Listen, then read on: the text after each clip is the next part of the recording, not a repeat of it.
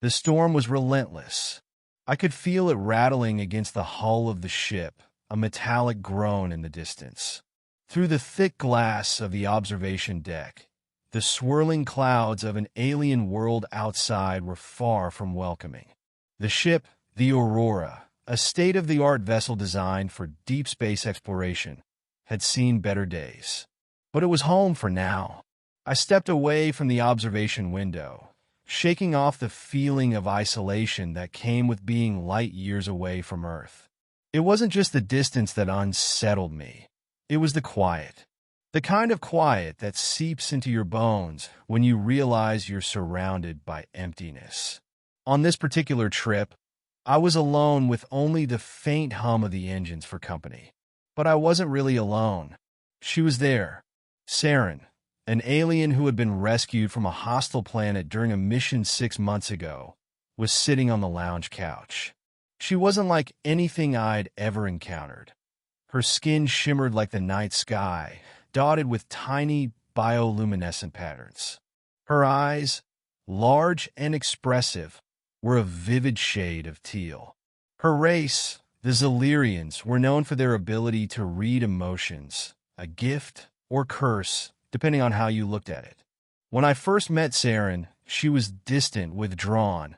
Her people had been hunted for generations by an authoritarian alien empire, and they had just emerged from years of enslavement. To her, trust was a luxury she couldn't afford. But over time, we'd grown closer. Not friends, not yet, but something close. Tonight, she seemed particularly unsettled. She sat on the couch, trembling ever so slightly, her eyes flickering nervously as she stared at the floor. The storm outside only seemed to make her discomfort worse, amplifying the sense of vulnerability I'd seen in her since the day we met. I approached cautiously, unsure of how to help. "Sarin?" I asked, my voice soft but steady. She didn't respond right away, but I could see her tense at the sound of my voice. Finally, she looked up, her eyes wide, filled with something I hadn't seen before: fear. "It's just the storm," I said, though I wasn't sure if that was the cause. The storms on this planet were violent, and the ship wasn't exactly in the safest place. But she had been through worse, I knew that. "I know." Her voice was barely a whisper. "But it feels like something's waiting." I knelt down beside her, careful not to invade her space. The bond between us was growing, but it wasn't the kind of bond where one could simply cross boundaries without invitation. "What do you mean, waiting?" Her eyes flickered toward me, a sad, almost guilty expression crossing her face. "I can feel it," she said. "The Zilerian part of me. It's more than just emotions. We're tied to the stars, to the life force of our people. Sometimes it gets too much." I didn't fully understand what she was talking about. I had read reports about the Zilerians, but nothing had prepared me for the depth of their connection to their homeworld and their people's collective consciousness. Still, I could sense the desperation in her voice. "I don't know how to make it stop," she continued, a tremor in her hands as she clutched her knees to her chest. "The stars, they're calling me. I can feel the weight of everything that's happened to us." I felt helpless. I had known her long enough to realize she wasn't just dealing with the trauma of her past, but something more profound, a cosmic force beyond our understanding. And yet, here I was powerless to do anything but listen. The storm outside seemed to mirror the turbulence inside her. The winds howled louder, and the ship rocked with greater intensity. I could feel the floor vibrate under my feet. Without thinking, I slipped off my jacket and draped it gently over her shoulders. "Here.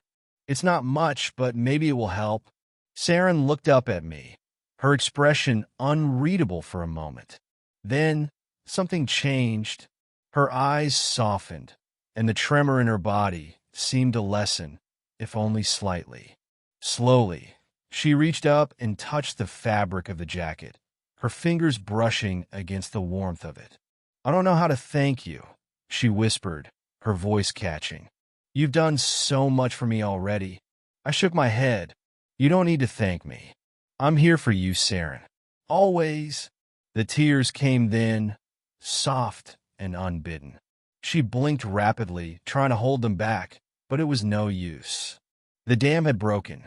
Her shoulders shook as she buried her face in my jacket, the soft sound of her sobs filling the room. I didn't know what to do, but instinctively, I placed my hand gently on her back, trying to offer some kind of comfort.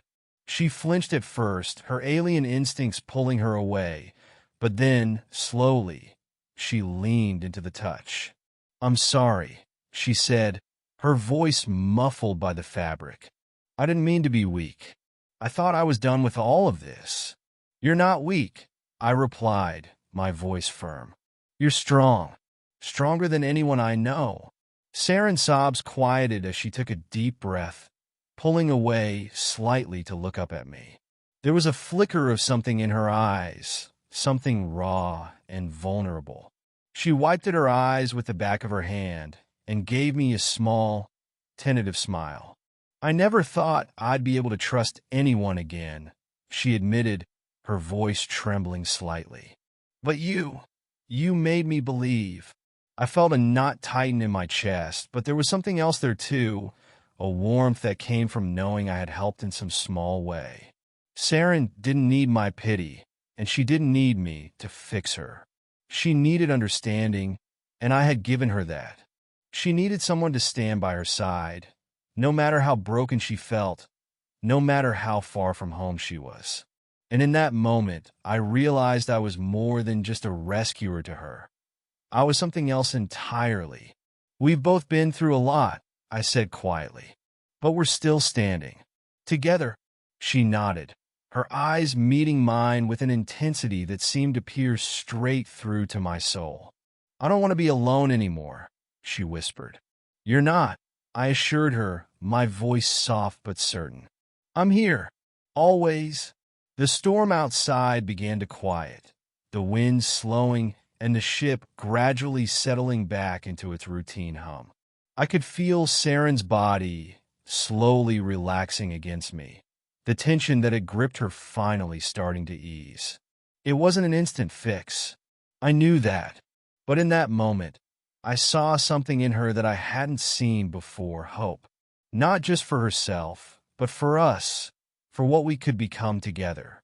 As the ship continued its journey through the unknown reaches of space, I realized that this wasn't just a rescue mission anymore.